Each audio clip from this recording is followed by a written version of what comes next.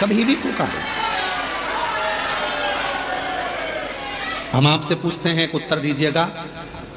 बेटा बहू अपने कमरे में है तो उनका कमरा वो दरवाजा लगाते हैं, बेटी अपने कमरे में है तो वो दरवाजा लगाती है, पर घर के बुजुर्ग माता पिता बूढ़े वो अपना दरवाजा कभी बंद कर कर नहीं सोते। सोते हैं क्या? बुजुर्ग माता पिता अपना दरवाजा लगा कर नहीं सोते, क्योंकि उनको मालूम है कब बेटा आवाज लगा दे, कब पोता आवाज लगा दे, कब नाती आवाज लगा दे, कब कोई बेटा बेटी आवाज लगा दे, कब दामाद आवाज लगा दे, तो हमको जाना पड़ेगा। उसी तरह मेरा शिव, मेरा शंकर, मेरा वो घरदानी, उसके दरवाजा नहीं है। उसको मालूम है कि जिंदगी में दुख कभी भी आ सकता है, और कोई दुख की घड़ी में एक लोटा जल लेकर शिव के मंदिर में जाएगा तो मुझे दौड़ कर आना पड़ेगा, आना पड़ेगा। हमसे कई लोगों का इस बात पर बहुत विवाद होता है। कई लोग हम पर ताना भी देते हैं, अपशब्द भी कहते हैं, गाली भी देते हैं कि क्या कथा करते हो, हर कुछ बता देते हो, हर कुछ बोल देते हो।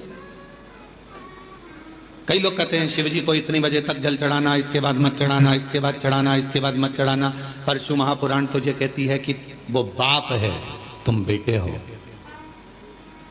बेटा बेटी को कभी भी माँ बाप की जरूरत पड़ जाए, उससे मिलने का सबसे सुंदर तरीका है एक लोटा जल। जब दुख आए तो दौड़कर मंदिर चले जाओ, चढ़ाओ।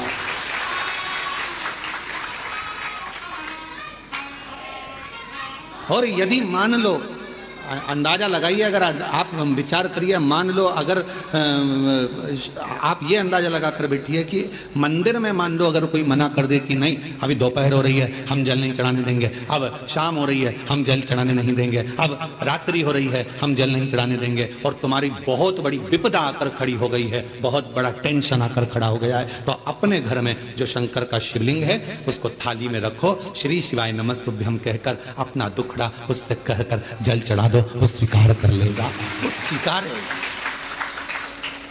वो स्वीकार कर लेगा। आप में से हमें उम्मीद है कि आप लोगों में से सब लोग 2-2, 4-4 दिन से यहां पर तो होंगे, हो यहां पर 2-5 दिन से, तो आपने देखा होगा केवल सारे मंदिर घूमकर आ जाओ, चाहे काशी जाओ, उज्जैनी जाओ, ओमकार जाओ, चाहे तुम्हारी मर्जी पड़े केदार जाओ, सबके पट बंद हो जाते हैं। पर कंकर शंकर की भूमि पर हमारे बाबा ऐसे बैठे हैं कि लोग पूरी रात जल चढ़ाते हैं और बाबा से अपना विनय करते हैं पूरी रात।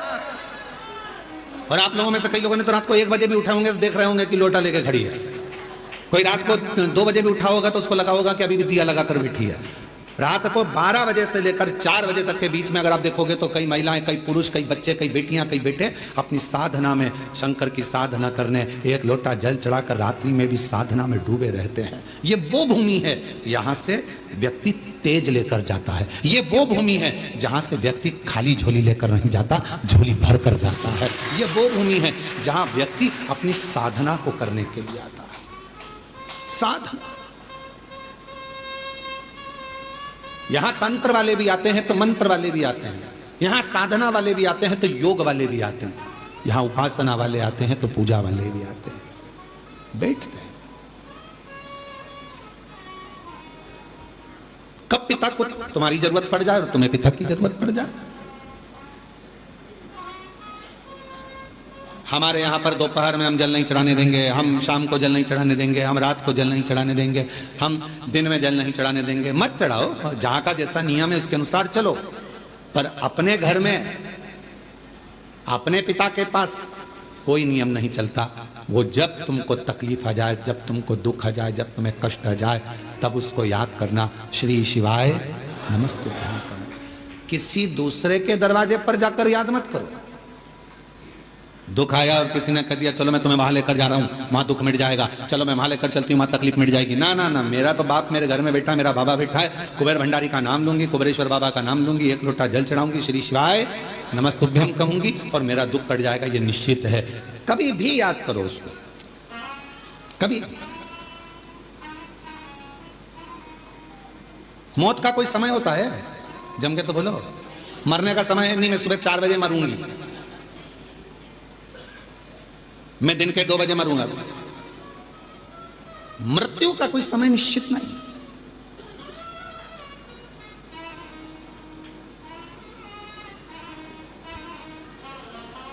एक बात पूछे हम आपसे, उत्तर दीजिएगा, थोड़ा सा जवाब दोगे आप लोग? बोलो तो जम के।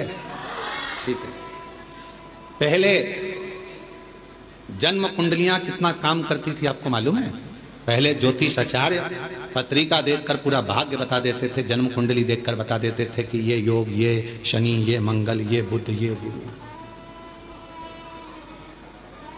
आज के समय में भी बहुत विद्वान विद्वान ज्योतिष आचार्य हैं, मैं उनको नमन करता हूं, प्रणाम करता हूं। ज्योतिष आचार्य तो सिद्ध हैं, पर आज के जमाने में कुंडलियां सिद्ध नहीं। कारण पहले बच्चा जन्म लेता था, नॉर्मल डिलीवरी होती थी, नॉर्मल बच्चा जन्म लेता था तो कुंडली उस हिसाब से बनती थी। आजकल डॉक्टर कह देते हैं कि आप तारीख चुन लीजिए, कौन सी तारीख को ऑपरेशन करना है, हम बच्चे को उस समय पर उस तारीख में उतनी बजे, जितनी बजे बोलोगे उतनी बजे हम ऑपरेशन कर देंगे। बोलो सही है कि गलत? उतनी बजे। अब आपने तारीख निकलवा ली, आपने समय निकलवा लिया, आपने पल निकलवा लिया, डॉक्टर साहब मैडम इतनी बजे आप ऑपरेशन कर देना, इस तारीख को ऑपरेशन कर देना, तो अब कुंडली काम करेगी क्या? क्योंकि तुम्हारी मर्जी से बच्चा हुआ है, इतनी बजे कर देना, इतनी तारीख को कर देना। पहले परमात्मा की मर्जी से होता था, जब वो चाहता था तब दर्द उठता था और जापा होता था, तो कुंडली काम करती, पत्रिका काम करती। अब तुम्हारी मर्जी से हो रहा है, तुमने कह दिया बुधवार के दिन इतनी बजे, इतनी तारीख को इतनी बजे बच्चे को जन्म ऑपरेशन कर देना, बच्चा जन्म ले लेगा, और तुमने फिर वो बनवाई। अब वो काम क्या करें?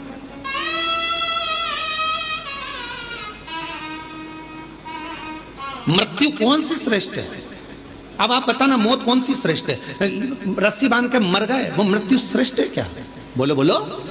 कुछ खा के मर गए, वो मृत्यु श्रेष्ठ है क्या? जम के बोलो। नदी में कूद के मर गए, वो मृत्यु श्रेष्ठ है क्या? रेल के अंदर कूद के मर गए, कुएं में मर गए, यहां मर गए, वो मृत्यु श्रेष्ठ है क्या? नहीं। मृत्यु कौन सी श्रेष्ठ है? जब कुछ भी तुमने गलत नहीं किया, ना सुसाइड का मन में विचार करा, पर परमात्मा स्वयं तुझे लेने के लिए मृत्यु लोक में आया और वो तुझे लेकर चले गया, वो मृत्यु श्रेष्ठ मानी गई है।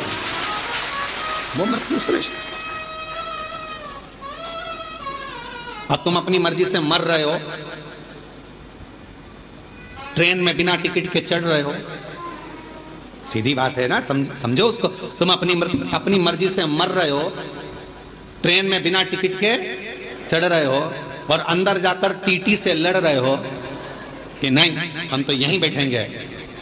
टीसी क्या करेगा? धक्के मार देगा, चलो बाथरूम के उधर जाओ, शौचालय के उधर जाओ, और शौचालय में फिर वहां जाके बैठ गए, बदबू अलग आ रही, तकलीफ अलग, इधर से मूंगफली वाला, इधर से सामान वाला, धक्का मुक्की, कोई पानी ढोल गया और तुम्हारा पूरी दरी गीली कर गया, और तुम बार बार मुंह पे कपड़ा बांध कर बैठी हो। कितना कितना भोगना पड़ रहा है।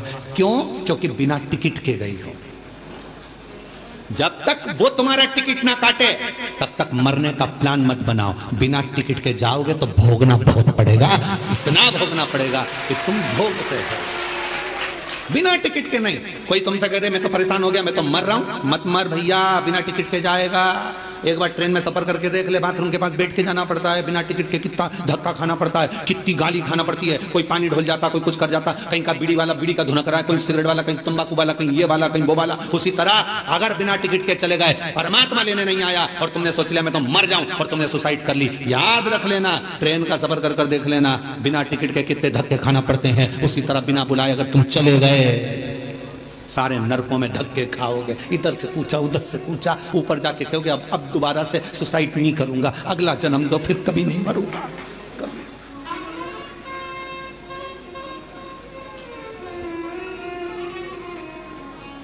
मृत्यु जब देगा श्रेष्ठता है, तो मौत का कोई समय नहीं है मरने का समय। मुहूर्त निकाला तुम लोगों ने, सारे महाराज जी से पूछते हो बताओ शादी का मुहूर्त, बताओ जन्म का मुहूर्त, बताओ घर प्रवेश का मुहूर्त, बताओ सोना खरीदने का मुहूर्त, बताओ लक्ष्मी पूजन का मुहूर्त, बताओ दिवाली पूजन का मुहूर्त। पर कोई एक पैदा हुआ हो ऐसा संसार में जिसने महाराज जी से जाकर पूछा हो कि बताओ हमारे मरने का मुहूर्त, हमारे मरने का मुहूर्त बताओ कि कौन सी घड़ी में मरूं मैं, कौन सी घड़ी में मैं अपने प्राणों को त्यागूं, कौन सी घड़ी में मैं मरूं, उसका मुहूर्त बताइए। कौन सी घड़ी में? घड़ी नहीं देखी जाएगी, वो तो तुम्हारा पुण्य और पाप देखा जाएगा, उसके अनुसार तुम्हारा प्राण छूट जाएगा। 21,600 श्वास जो तुम्हारे शरीर से रोज निकल रही है, कौन सी श्वास आखिरी होगी किसी को नहीं मालूम। इसलिए जैसे मरने का समय नहीं मालूम, मरने का मुहूर्त नहीं मालूम, मरने का दिन नहीं मालूम, मरने की तिथि नहीं मालूम, कब जाना पड़ जाए, उसी तरह शंकर भगवान के पूजन की कोई तिथि, कोई बार, कोई समय मत देखो, कोई समय मत देखो। शिव को जब भजोगे तब शिव तुम्हारे पास में होगा, शंकर तुम्हारे नजदीक में होगा। शिव को तुम जब भजना चाहो, जब तुम्हारा मन, जब तुम्हारा दिल कर जाए, तब शिव को भजो।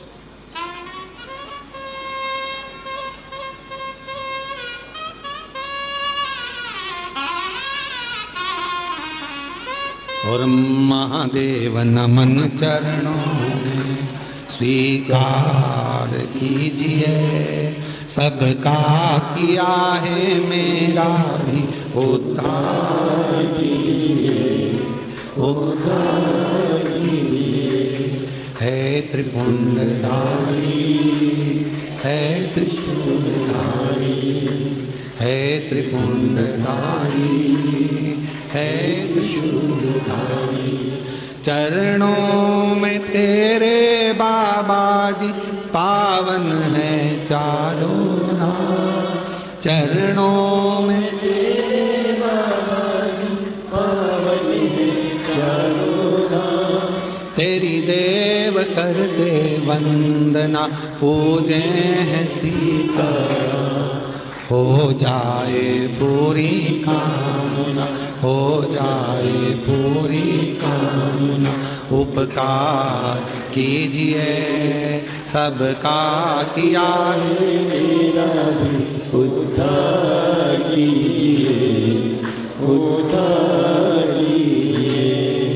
है त्रिपुंडधारी, है त्रिशूलधारी, है त्रिपुंडधारी, है त्रिशूलधारी। ये आपकी कृपा हो। है त्रिपुंडधारी, है त्रिशूलधारी। ये आपकी दया, आपकी करुणा हो, इससे ज्यादा कुछ नहीं। कोई समय शिव को पुकारने का नहीं है कि इस समय पर भगवान को पुकारोगे तो जल्दी आएगा। शिव को जब तुम्हारा मन कर जाए, जब तुम्हारा दिल कर जाए, जब तुम्हारा हृदय कर जाए, तब शंकर को पुकारो, उसको बुला लो। तुम्हारा जब मन करे, तुम्हारा जब दिल कर जाए, तब शिव को। एक कथा आती है बड़ी सुंदर।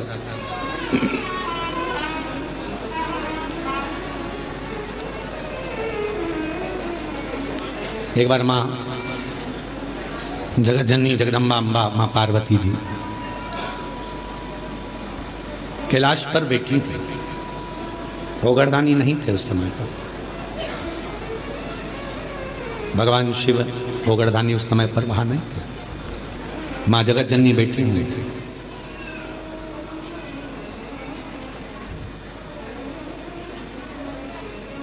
एक बूढ़ा ब्राह्मण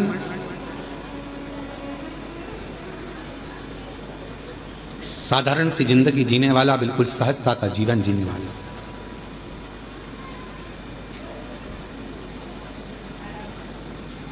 अपने काम में चलते चलते चलते चलते जा रहा। रोज उसका नियम था भगवान की भक्ति करना, स्मरण करना, जप करना, पाठ करना। शाम का समय था, देख नहीं पाया, ध्यान गया नहीं, और मालूम पड़े कि उसके चरण एक खड्डे में गिर गए और खड्डे में पड़ने से उसका पांव टूट गया, शरीर में चोट लग गई। उसके घर के लोगों ने उसको घर में ले जाकर सुला दिया। बहुत दिन तक वो घर में ही पड़ा रहा, घर में। जगत जननी जगदम्बा अम्बा माँ पार्वती जी ने देखा, कब से पड़ा हुआ है ये, कितने दिन से पड़ा हुआ है, शिव जी को इसका ध्यान नहीं है क्या? कई लोग कहते हैं कि भगवान सुनता नहीं है क्या? कई लोग कहते हैं भगवान क्या देखता नहीं है क्या? हम इतना भजन करते हैं और हमारे एक रिश्तेदार हैं वो हमको तकलीफ देते रहते हैं और इतना फूल रहा फल रहा, हमारे पड़ोसी इतने फल रहे फूल रहे जो भगवान के मंदिर तक नहीं जाते और लोगों को परेशान करके रखा है, उसके बाद भी उसके यहाँ भगवान इतना दिया जा रहा है। क्या भगवान नहीं है क्या? क्या भगवान की आंखें नहीं है क्या? लोग कहते हैं। हम इतना तपस्या करें, भजन करें, कीर्तन करें और दुख भी हमें ही आ रहा है। और वो इतना कष्ट देने के बाद दुनिया के लोगों को चूसे जा रहा है, धन लिए जा रहा है, लिए जा रहा है, लिए जा रहा है, लोगों को कष्ट दिया जा रहा है और उसके बाद भी फल फूल रहा है। क्या भगवान नहीं है क्या? है। तो फिर जो इतना दुनिया को कष्ट दे रहा है वो इतना फल फूल क्यों रहा है? उसका कारण आज का नहीं है, पूर्व का है। कोई पिछले जन्म का उसने अच्छा कर्म करा होगा तो आज उसको भगवान ने इतना गाड़ी बंगला सत्ता वैभव जायदाद सब दी, सब पूर्व का करा होगा, आज भोग रहा है। और आज आने के बाद अगर वो बेकार कर्म कर रहा है तो एक जन्म नहीं, ना जाने कितने जन्म भोगेगा। और तू आज अच्छा कर रहा है, दुख मत मना। तूने पूर्व में कोई गलत कर्म करा होगा तो आज तेरे पास में ना थोड़ा धन कम है, वैभव कम है, सत्ता कम है, पर तेरे पास भजन तो ज्यादा है ना। भजन तू कर रहा है, शिव की आराधना कर रहा है, साधना कर रहा है, कर ले, अगला जन्म सवर जाएगा तेरा। फिर तुझे कोई जन्म नहीं लेना पड़ेगा, कोई जन्म, फिर तुझे कोई जन्म नहीं लेना। पार्वती जी की आंखों में जल भर गया कि कितना साधारण ब्राह्मण है और इतना इतना तप करने वाला, इतना साधना करने वाला, पूजन करने वाला, पांव टूट गया, शरीर टूट गया और पड़ा हुआ है। शिव जी का ध्यान नहीं है क्या? थोड़ी देर बाद भगवान शंकर आ गए, पार्वती जी उनसे रूठ कर बैठ गए। क्यों? क्योंकि भक्तों की दशा नहीं देखी गई, भक्तों की दशा नहीं देखी गई, माता से रूठ कर बैठ गए। शिव जी ने पार्वती जी से कहा, क्या बात है जगत जननी, तुम आज रूठी हुई सी दिखती हो। प्रभु आप इतने बड़े दयालु है, भगवान ने आपको 3-3 नेत्र दिए हैं, उसके बाद एक ब्राह्मण भक्त की दशा नहीं देखी जा रही तुमसे? जो रोज मंदिर जाता था, रोज भजन करता था, उसके पांव में चोट लग गई, कमर टूट गई, पांव टूट गया, वो पड़ा हुआ है पलंग पर, उसकी दशा नहीं देखी जा रही तुमसे? उसके पांव सही नहीं कर सकते, उसकी कमर सही नहीं कर सकते? शिव जी ने कहा, पार्वती कमर और पांव तो मैं एक बेलपत्र दूं उसको और खाएगा और वो ठीक हो जाएगा, पर मैं चाहता हूं कि थोड़ा समय वो पलंग पर पड़ा रहे, थोड़ा समय वो पलंग पर रहे, पलंग पर पड़ा रहे। हाँ, वो तुम्हारे को भज रहा है, तुम्हें जप रहा है, तुम्हारी आराधना कर रहा है और तुम कह रहे हो उसको पलंग पे पड़े रहने दो। हाँ पार्वती जी, उसको पड़े रहने दो। पार्वती जी नहीं मानी और पार्वती जी ने जाकर एक बूढ़ी का रूप रखकर उसको, पार्वती जी ने थोड़ा सा जल पिलाकर उसको पूरा स्वस्थ कर दिया। जैसे ही वो स्वस्थ हुआ, 4 दिन निकले, वो 4 दिन बाद निकल कर जा रहा था, वन से एक सिंह आ गया और शेर आकर उसको खा गया और उसका जीवन समाप्त हो गया। पार्वती जी ने कहा, जिसको मैंने ठीक करा था वो तो मर गया, मर गया, सिंह ने खा लिया, प्राण छूट गए उसके, वो मर गया। शिव जी के पास गई पार्वती जी, वो मर गया प्रभु, जिसको मैंने ठीक करा था उसके प्राण छूट गए। शंकर भगवान कहने लगे, पार्वती तुम जान नहीं पाई मुझे, हे जगत जननी, मैं काल अधिपति महाकाल हूं, मैंने उसकी मौत को देख लिया था, इसलिए तुझसे कहा था कि इसको पलंग पर पड़े रहने दे। ये पड़ा रहता, इसकी मौत टल जाती और ये ठीक होकर फिर अपने काम में लग जाता, पर तूने चलने नहीं दिया। आप में से कई लोग हैं ऐसे जो भगवान को दोष देते हैं। कई लोग कथा श्रवण करने वाले भी ऐसे हैं जो परमात्मा को दोष देते हैं। हम इतना पूजन पाठ करते हैं तो दुखी हैं, हम जल चढ़ा रहे हैं तो दुखी हैं, हम मंदिर जा रहे हैं तो दुखी हैं, वो व्यक्ति इतना फल फूल रहा है, वो ऐसा कर रहा है, हम दुखी हैं। हम ना परमात्मा को धन्यवाद देना कि मैं तेरी निगाह में हूं, मैं तेरी निगाह, धन्यवाद दो। थोड़ा सा कष्ट आ गया तो रोना नहीं, भगवान को धन्यवाद देना कि कोई बड़ा दुख आने वाला था, थोड़े से दुख पर निकाल दिया। हाथ में लग गई, पांव में लग गई, घर में पड़े हो ना, तो परमात्मा चाहता है कि तेरे साथ कोई घटना घटने वाली थी तो निपटने वाला था, इसलिए हाथ पैर तोड़कर तुझे घर के अंदर पटक दिया कि तेरी जिंदगी बच जाए, तुझे कहीं जाना ना पड़े। छोटी सी निकाल दिया, छोटी सी।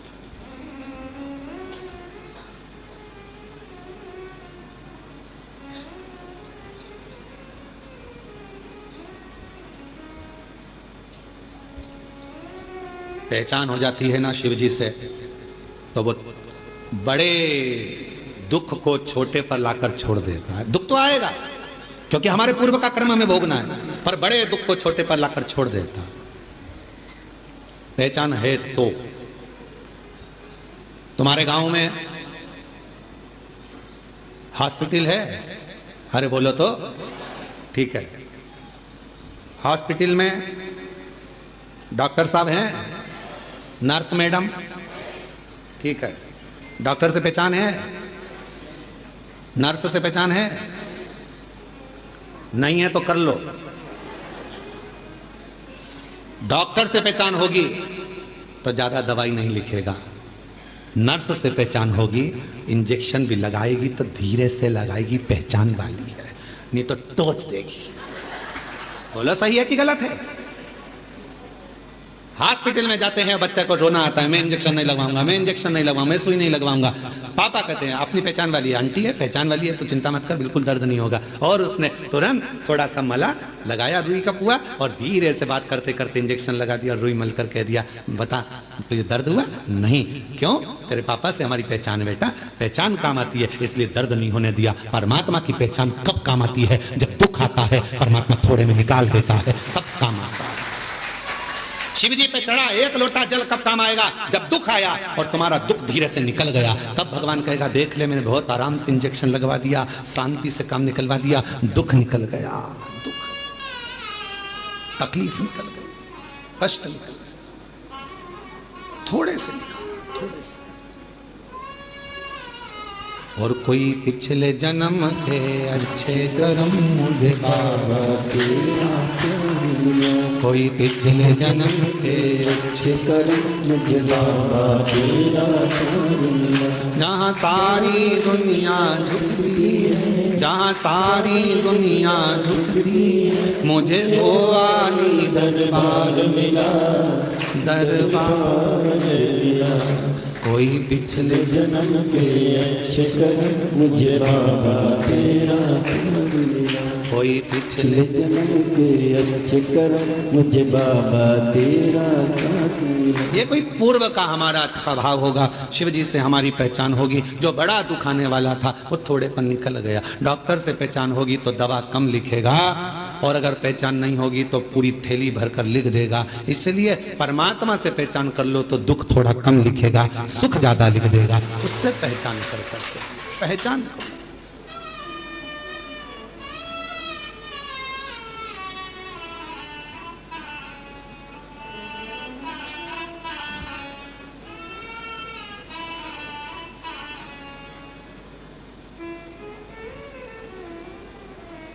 और शिव से, भगवान शंकर से प्रीत बढ़ाई। महाराज आप कितनी पूजन करते हैं, कितना पाठ करते हैं, किसी को मत बताओ। गंदगी उजागर कर दो,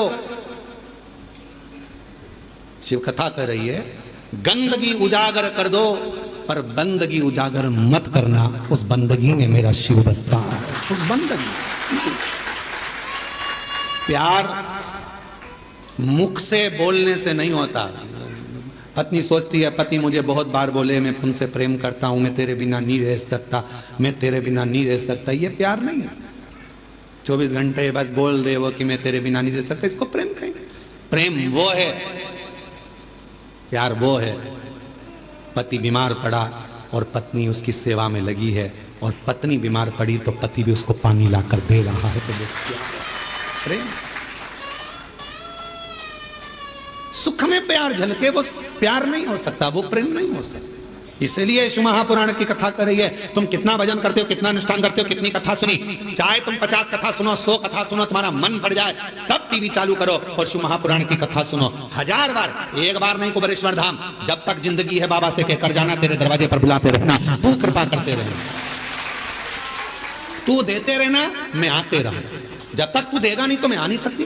टिकट कहां से लाऊंगी, किराया कहां से लाऊंगी, शरीर अच्छा रखना, तू देते रहना, मैं आती रहूंगी। तू झोली भरते रहना, मैं हर महीने आऊंगी। उससे कहकर जाना, ये मत कहकर जाना कि एक बार ही जाऊंगी, एक बार ही आई हूं मैं तो भैया, अब अगली बार आऊं कि नहीं। ना ना, तू देते रहना, मुझे बुलाते रहना। दामोदर प्रसाद जी भगवान को कहकर जाना भोलेनाथ जी को, जैसे पूरे गांव के साथ में कथा सुनने आया हूं, ऐसे साल 2 साल में फिर बुला लेना, इतना देना कि फिर बाबा बुलाए, फिर बुलाना। और आप भी बाबा से कहकर जाना कि बाबा हमको ऐसा देना कि जैसे दामोदर प्रसाद जी 500 लोगों को लेकर आए हैं, हम भी 500-700 लोगों को, अपने गांव के लोगों को, परिवार के लोगों को लेकर आए और खूब प्रेम से कुबेरेश्वर धाम में ठहरे और बाबा की कथा करवा कर फिर जाओ। भाव रख कर जाओ, बाबा से कहकर जाओ, एक बार नहीं, तू देते रहना, मैं आते रहूंगा। अपनी बंदगी को उजागर ना करिए, अपने प्यार को उजागर ना करिए, दिखावा ना करिए।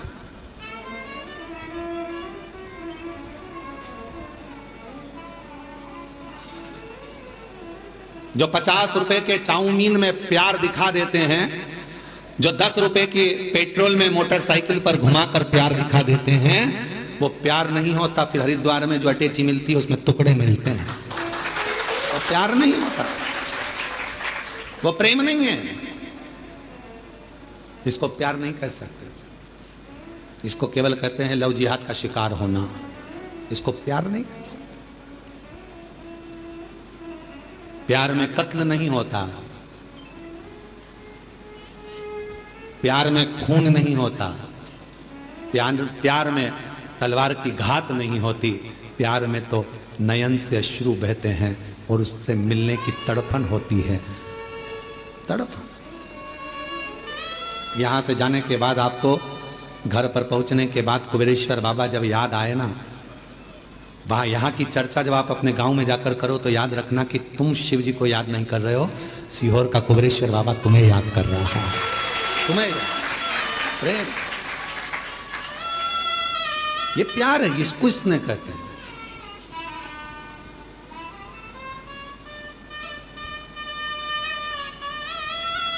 वो एक गीत की एक लाइन स्मरण आती है, आग में जल कर देख लिया, तेरे प्यार में जल कर देखूं। तो आग में जल कर देखा है, अब तेरे स्नेह में, तेरे प्रेम में जल कर। कितना प्यार है। हिरण्यकशिपु ने 15 दिन तक एक लोहे के खंबे को आगी में जलवाया, 15 दिन तक आगी में लोहे के खंबे को जलवाया, लोहे के खंबे को सभा में लाकर खंबा खड़ा कर दिया। हिरण्यकशिपु ने प्रहलाद से पूछा, बता क्या तेरा भगवान इस खंबे में है? प्रहलाद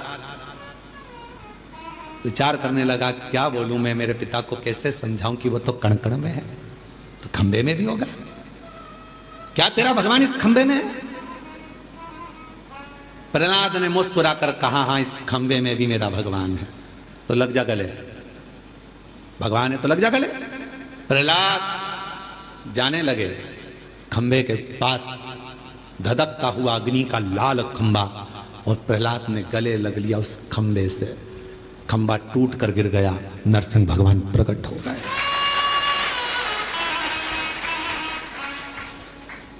तुम अग्नि में जल रहे हो, तुम दुख में जल रहे हो, तुम कष्ट में पड़े हुए हो, तुम तकलीफ में पड़े हुए हो, तुम्हें लग रहा है कि परमात्मा साथ क्यों नहीं दे रहा। भगवान कह रहा है तू मेरे अग्नि के खंबे के पास तक पहुंच गया है, डामाडोल मत होना, विश्वास मत छोड़ना। प्रहलाद जैसे दुख में भी मुझे गले लगा कर रखना, मैं प्रकट होकर तेरे टुकड़े को काट दूंगा, मैं टुकड़े को काट दूंगा। आग में जल कर देख लिया, तेरे प्यार में जल कर देखना है, तेरे प्यार में जल कर देखना है। उससे स्नेह, उससे प्रीत, उससे प्रीत, उससे स्नेह करे।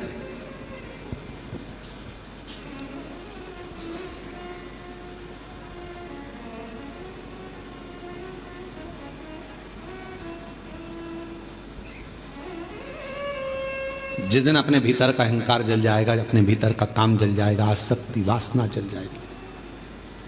कितने सालों से लोग चिल्ला रहे गौ माता की जय हो, धर्म की, अधर्म का, प्राणियों में, विश्व का, कितने दिनों से चिल्ला रहे हैं विश्व का कल्याण हो। अब तुम इतनी बड़ी बात करते हो कि विश्व का कल्याण और भोजन करने जाते हो तो लाइन में धक्का मुक्की करते हो।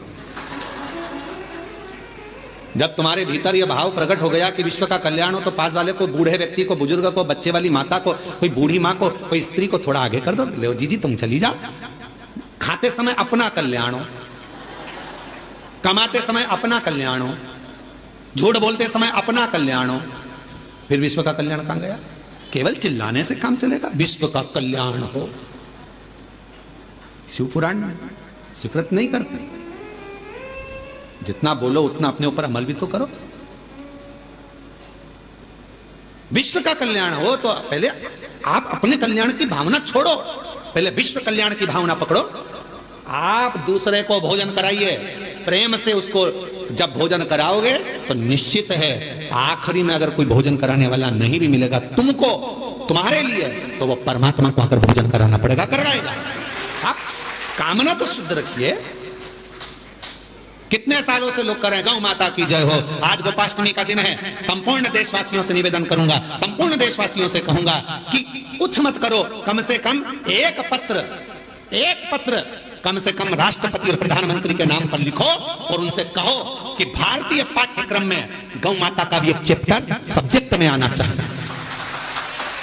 गाय का एक चैप्टर सब्जेक्ट में आए। पहले आते थे हमारे बचपन में गाय का निबंध आता था, अब धीरे धीरे गाय का निबंध खत्म कर दिया। गौ माता पर निबंध लिखवाना बंद कर दिया। लोगों ने अपना निबंध चालू कर दिया, इनका लिखो उनका लिखो, गाय का निबंध बंद कर दिया। कम से कम बच्चों को मालूम तो पड़ता था कि गाय के 2 आंख होती है, 2 सींग होते हैं, 4 थन होते हैं, गाय का दूध कितना पौष्टिक होता है, गाय माता चारा खाती है, कैसे भगवान उसके अंदर बसते हैं, ये उसको मालूम पड़ता था। बच्चे की छोटी सी लाइफ में उसे गौ माता के बारे में ज्ञान होता था। आज के जमाने में कुत्ते पर निबंध दिखाया जाता है और गाय को छोड़ दिया जाता है।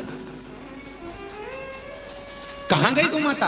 कुछ नहीं कर सकते तो गौ माता के लिए आज गोपाष्टमी के दिन एक नियम तो बनाओ कि भारतीय पाठ्यक्रम में गौ माता के लिए भी एक किताब होना चाहिए, एक सब्जेक्ट होना चाहिए और गाय पर निबंध लिखाओ। चाहे गाय पर कोई सब्जेक्ट बने जिससे बच्चे पढ़ें तो धीरे से उनके अंदर गौ माता के प्रति भाव जागृत होगा। आज के समय में गौ माता के प्रति लोगों का भाव नहीं है। दूध निकाला छोड़ दिया, धक्के खा रही है।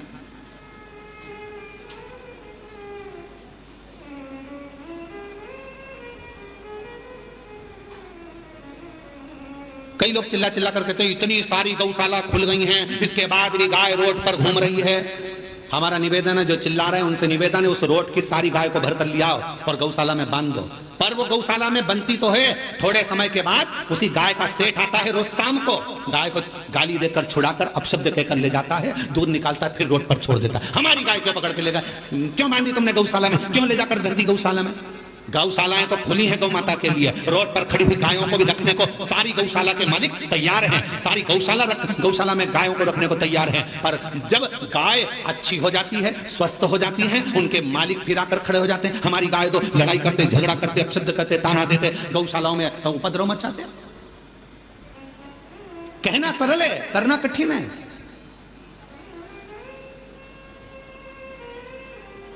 गौ माता के लिए गोपाष्टमी के दिन आप सबसे निवेदन है कि एक पत्र जरूर लिखो कि गाय को पाठ्यक्रम में जोड़ो। भारतीय पाठ्यक्रम में, सब्जेक्ट में गौ माता को जोड़ो। पहली क्लास से लेकर 12th क्लास तक ही नहीं, कॉलेज तक गौ माता को जोड़िए और गौ माता पर एक सब्जेक्ट जोड़ो। गौ माता पढ़ोगे तो ज्ञान होगा।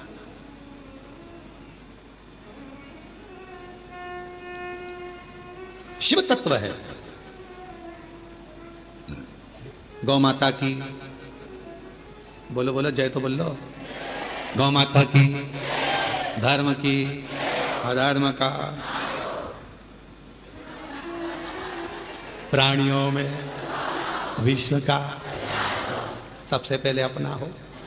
ये भी तो बोल दिया करोगे, पहले अपना हो। दूसरे को सहयोग प्रदान करिए। सहयोग कुछ नहीं है आपके पास देने के लिए तो थोड़ी सी स्माइल दे दीजिए, प्रसन्नता दे दीजिए। बहुत बड़ा दान है प्रसन्नता का भी दान। पार्वती जी ने शिव जी से कहा कि आपने उसको ठीक नहीं करा, मैंने कर दिया। शिव जी तो कुछ बोले नहीं। 4 दिन बाद वो ब्राह्मण जा रहा था वन से, शेर उसको खा गया, प्राण छूट गए। पार्वती जी को मालूम पड़ा कि वो मर गया। जिस ब्राह्मण को मैंने बचाया था वो मर गया, उसके प्राण छूट गए। रोती हुई पार्वती जी शिव जी के पास पहुंची, प्रभु मैंने उसको बचाया था, वो मर गया। शंकर भगवान कह रहे हैं जब वो मेरे मंदिर आता था, पूजन करता था, आराधना करता था, साधना करता था, उसके बाद भी उसके पांव तोड़ दिए, खड्डे में गिर गया, कमर टूट गई, वो घर में पलंग पर पड़ा था, क्या मैं सही नहीं कर सकता था? सही करता, मैं थोड़ा धीरे धीरे करता। क्यों? क्योंकि उसके माथे पर जो काल मंडरा रहा था वो काल टल जाता। मेरा नाम महाकाल है, मैं किसी भी तरह अपने भक्त को बचाने का प्रयास करता हूं। मैं अपने भक्त को बचाने का प्रयास करता हूं क्योंकि मैं महाकाल हूं। थोड़ा सा दुख दूंगा, तुम टेंशन मत लेना, मैं तुम्हारा पहचान वाला हूं। थोड़े धीरे से दुख को निकाल दूंगा, सुई धीरे से लगने दूंगा, और केवल इतनी सुई लगाने के बाद थोड़ी सी रुई भी रख दूंगा, हिलाते रहना, चिंता मत कर। दुख आया है, धीरे से भजन का रुई लगाओ, धीरे धीरे धीरे धीरे ठीक होता है।